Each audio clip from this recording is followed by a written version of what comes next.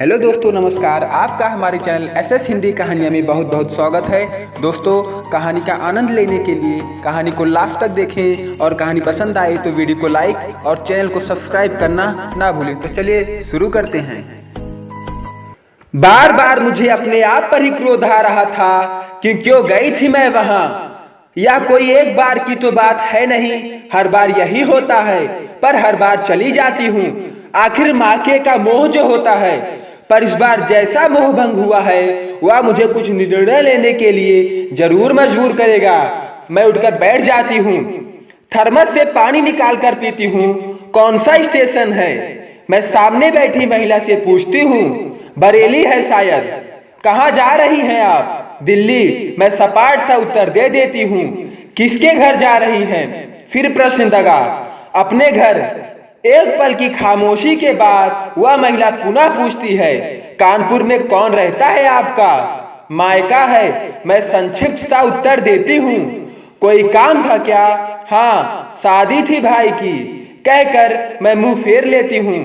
तब तो बहुत मजे रहे होंगे। वह बातों का सिलसिला पुनः जोड़ती है। मेरा मन आगे बात करने का बिल्कुल नहीं था। बहुत सर दर्द हो रहा था। आपके पास कोई दर्द की गोली है? सिर दर्द हो रहा है। मैं उससे पूछती हूँ। नहीं, बाम है, लीजिएगा? हाँ, दे दीजिए। शादी विवाह में अनावश्यक शोरगुल से सिर दर्द हो ही जाता है। मैं पिछले साल बहन की शादी में गई थी। सिर तो सिर, मेरा तो पेट भी खराब हो गया था।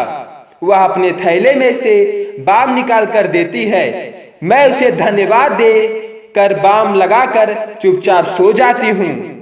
उन बातों को याद करके मेरा सिर फिर से दर्द करने लगता है। भुलाना चाह कर भी नहीं भूल पाती। बार बार वही दृश्य आंखों के सामने तैरने लगते हैं। यही कि दी हुई तो साड़ी पहनती हो तुम। क्या जीजा जी कभी तुम्हें साड़ी नहीं दिलाते? छोटी बहन राधा कहती है। सुनो जीजी, मामी के आगे यह मत बताना कि जीजा जी लेखपाल ही हैं। हमने उन्हें शाखा प्रबंधक बता रखा है, समझी? क्यों झूठ क्यों बोला? मैं चिहुक कर पूछती हूँ। अरे, तुम्हारी तो कोई इज्जत नहीं है, पर हमारी तो है ना। पिताजी ने सभी को यही बता रखा है। मुझसे 5 वर्ष छोटी राधा एक ही वाक्य में समझा गई कि अब मेरी इस घर में क्या इज्जत है। मेरे मन में कहीं कुछ चटक सा जाता है। वैसे यह चटकन तो हर वर्ष मायके आने पर होती है, पर इस बार इतने रिश्तेदार जुटे हैं कि इनके सामने इतनी बेइज्जती सहन नहीं होती मुझसे। मैं उठकर ऊपर चली जाती हूँ। ऊपर की सीढ़ियों पर ताई मिल जाती हैं। क्यों बेटी, अकेली ही आई हो इस बार? छोटे से मुन्ने को भी छोड़ आई? ना तेरा दूल्हा ही आया? क्या बात है बेटी? कुछ नहीं ताई जी, बस दफ्तर का काम था कुछ। फिर मुन्ना उनके बगैर रहता ही नहीं है। छमाही परीक्षा भी है, इसलिए छोड़ आई। मैं पिंड छुड़ा कर भागती हूँ। छोटी बहन राधा यहाँ भी आ धमकती है। अरे, तुम यहाँ बैठी हो, तैयार नहीं हुई अभी तक? तुम्हें तो आरती करनी है। देखो 4 बज गए, औरतें आने लगी हैं। चल रही हूँ, चिल्ला मत। मैं उसे डांट देती हूँ। पता नहीं क्या समझती हो अपने आप को, कुछ काम नहीं होता। शादी के बाद एकदम बौड़म हो गई हो तुम। तुमसे होता है बातें बनाने के अलावा कोई काम है तेरे पास? मैं बिफर पड़ती हूँ। वह बड़बड़ करती हुई नीचे उतर जाती है। ना जाने माँ को क्या क्या भड़काती है। क्या बात है किरण, 4 बज रहे हैं, गुरचढ़ी का समय हो रहा है। तुमसे अभी तक थाल भी नहीं सजाया गया आरती के लिए? किसी भी काम का होश नहीं रहता इसे। माँ औरतों के सामने डांटती हैं। क्यों किरण, जमाई बाबू नहीं आए? बड़ी मामी पूछती हैं। माँ व्यंग से मुस्कुराकर मुंह पीछे कर लेती हैं। मैं चुपचाप बिना कुछ उत्तर दिए थाल उठाकर भीतर कमरे में आ जाती हूँ। सारा काम हो चुका था। बारात लड़की वालों के यहाँ जा चुकी थी। मैं निढाल होकर धम से चारपाई पर लेट जाती हूँ कि राधा की आवाज सुनाई पड़ती है। हाय जीजी, तुम अभी से सो गई क्या? कितना काम पड़ा है। मुझे नींद आ रही है राधा, कुछ तू ही कर ले बहन, मेरा सिर फटा जा रहा है। वह बड़बड़ करती चली गई। यद्यपि यह मेरा मायका था, जहां मैंने जिंदगी के 19 वर्ष काटे थे, फिर भी ना जाने क्यों आज इतना पराया लग रहा था। सुबह से ना किसी ने खाने के लिए पूछा, ना मैंने खाया ही। यही घर है वह जहां मैं हर समय फ्रिज में से कुछ ना कुछ निकाल कर खाती रहती थी। मुझे लगता है कि मैंने सच ही यहाँ आकर गलती कर दी है। महेश नहीं आए, ठीक ही हुआ। जरा उधर खिसक किरण, मुन्ने को सुला दूं, इसे उड़ा ले। देख हल्की हल्की सर्दी पड़ने लगी है और तू कैसे लेट गई, कुछ खाया पिया भी नहीं। दीदी के करुण स्वर से मैं पिघल गई। मुझ में और दीदी में सिर्फ 2.5 वर्ष का ही अंतर है। दीदी की शादी कोलकाता में हुई है। जीजा जी का रेशमी साड़ियों का काफी बड़ा व्यापार है। दीदी ने मुझसे दोबारा कहा, किरण तू कुछ खा ले बहन। और तेरे पति क्यों नहीं आए? जानबूझकर क्यों पूछती हो दीदी? तुम्हें लेने तो बड़े भैया गए थे, मुझे लेने कौन आया? सिर्फ कार डाल दिया, या तो कहो मैं आ गई। तुम्हारे सामने मेरी क्या कीमत है? मैंने कहा। हाँ किरण, मेरे साथ भी पहले कुछ ऐसा ही व्यवहार किया जाता था। शादी से पहले मुझे माँ कितना डांटती थी, पर अब सब उल्टा हो गया। तुम बड़े घर जो ब्याही हो भाई। मेरे पिता बैंक में सिर्फ लेखपाल हैं। तुम्हारे पति की मासिक आय 20,000 है, तो मेरे पति का सिर्फ 2,000। अंतर नहीं है क्या? नहीं किरण, रो मत। महेश कितना सुशील है, तुझे पता नहीं? तेरे जीजाजी तो मुझसे 10 वर्ष बड़े हैं। रुचियों में कितना अंतर है। हर समय इन्हें पैसा ही पैसा चाहिए, ना घर की चिंता और ना बच्चों की। घर में हर समय बड़े बड़े व्यापारी आते रहते हैं। नौकरों के बावजूद पूरे दिन रसोई में घुसी रहती हूँ। या भी कोई जिंदगी है? तू तो हर शाम राकेश के साथ घूमने चली जाती है। मुझे तो महीनों बाद घर से निकलना होता है इनके साथ। देख शादी में आए हैं, पर दिन भर पड़े सोते रहते हैं। अभी महेश होता तो दौड़ दौड़ कर काम करता, मजमा लगा देता, कुछ नहीं तो हमें घुमा हिलाता।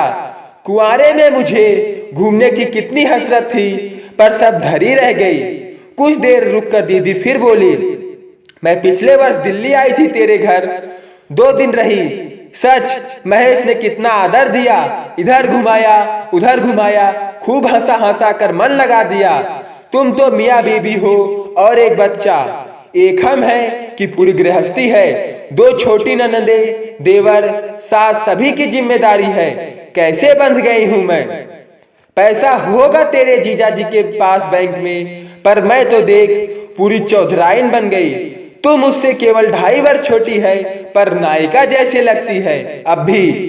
दीदी मेरी ओर निहारने लगी। ले देख, या साड़ी पहन ले, तेरे ऊपर बहुत खिलेगी। कहते हुए दीदी ने गुलाबी रेशमी साड़ी मुझे दी। मैं इतनी भारी साड़ी का क्या करूंगी? मैं झिझकी। यह क्या हो रहा है? अचानक माँ की आवाज सुनकर मैं ठिठक गई। किरण तू यहाँ क्या कर रही है? इतना काम पड़ा है, कौन निपटाएगा? उठ जा जल्दी से कर, फिर बैठियो। और यह साड़ी किसकी है? जीजी की है, मुझे दे रही हैं। मैंने उठते हुए उत्तर दिया। अरे इतनी भारी साड़ी का किरण क्या करेगी? तू ही रख ले। तेरे यहाँ तो रिश्तेदारी काफी बड़ी है, आना जाना लगा रहता है, क्यों दे रही है इसे? माँ ने दीदी को समझाया। मेरा मुंह तमतमा गया, पर चुपचाप काम में लग गई। सारा काम निपटाकर मैं फिर से लेट गई। विवाह की थकान से मेरा बदन चूर चूर हो रहा था। दूसरे दिन बहू भी आ गई थी। उधर महेश का फोन भी आ चुका था कि किरण को भेजो। यद्यपि काम के कारण अम्मा मुझे रोकना चाहती थी, पर मैं नहीं रुकी। माँ ने बड़ी दीदी को विदा कर दिया था। जीजा जी को जल्दी थी। जीजा जी के चलने पर माँ ने पूछा, अब कब दर्शन देंगे? बस जी, अब क्या दर्शन देंगे? एक बार के दर्शन से हमारा लाखों का नुकसान हो जाता है। जीजा जी ने चांदी की डिबिया से पान निकालकर खाते हुए कहा। दर्शन देने वाले तो महेश बाबू थे, बार बार दर्शन देते थे, जाने अब कहाँ लोग हो गए। मैं जीजा जी का कटाक्ष अच्छी तरह समझ चुकी थी। जीजी ने डांटते हुए कहा, क्यों तंग करते हो उसे? जीजा जी के जाने के बाद मेरी भी जाने की बारी थी। शाम की गाड़ी से मुझे भी जाना था। मेरा सामान बंध चुका था। पिताजी ने पूछा, अब महेश की तरक्की कब होगी? पता नहीं, मैंने धीरे से उत्तर दिया। पता रखा कर, कुछ लोगों से मिलो जुलो। पायल को देख, तेरे साथ ही विवाह हुआ था, बैंक में ही था, अफसर हो गया। कोशिश ही नहीं करते तुम लोग। माँ ने ताना मारा, दीदी को देख कितनी सुखी है, कितना पैसा, कोठी, सब कुछ है। माँ, हमें क्या कमी है? हमें भी तो मजे में है। वे मजे हमें दिख रहे हैं, माँ ने कटाक्ष किया।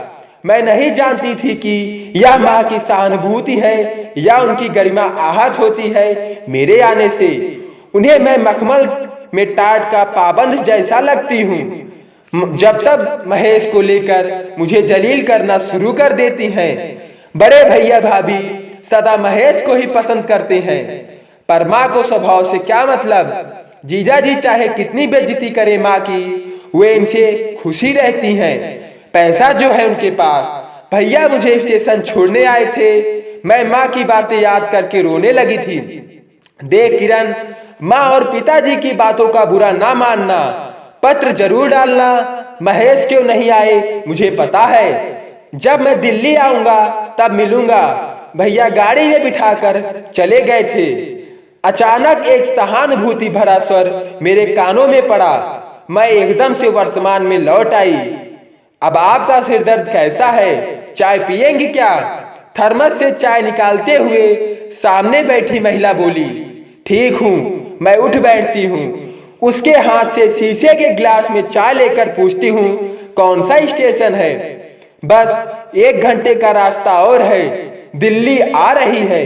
पूरी रात आप बेचैन सी सो रही थी। तबीयत ठीक नहीं थी ना? मैं मुस्कुराने का प्रयास करती हूँ। कितने बच्चे हैं आपके? वह पूछती है। जी सिर्फ एक। उसे क्यों छोड़ आई? लगता है दादा दादी का प्यारा होगा। वह मेरी ओर मुस्कुरा कर देखती है। अब नहीं छोड़ूंगी कभी।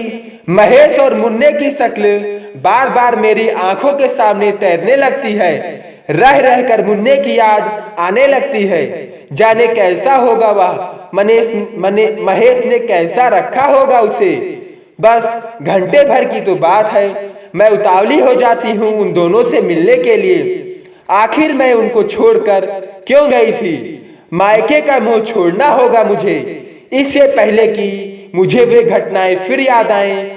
मैं नीचे से टोकरी खींच सादे की मिठाई निकालकर सामने वाले महिला को दे देती हूँ और सब कुछ बिसराकर उनसे बातों में लीन हो जाती हूँ। तो दोस्तों, आज की कहानी में बस इतना ही। कहानी पसंद आई हो तो कमेंट बॉक्स में जरूर बताएं और ऐसी ही कहानियां सुनने के लिए चैनल को सब्सक्राइब और बेल आइकन को ऑल पे करना ना भूलें। तो मिलते हैं आपसे अगली वीडियो में, तब तक के लिए नमस्कार।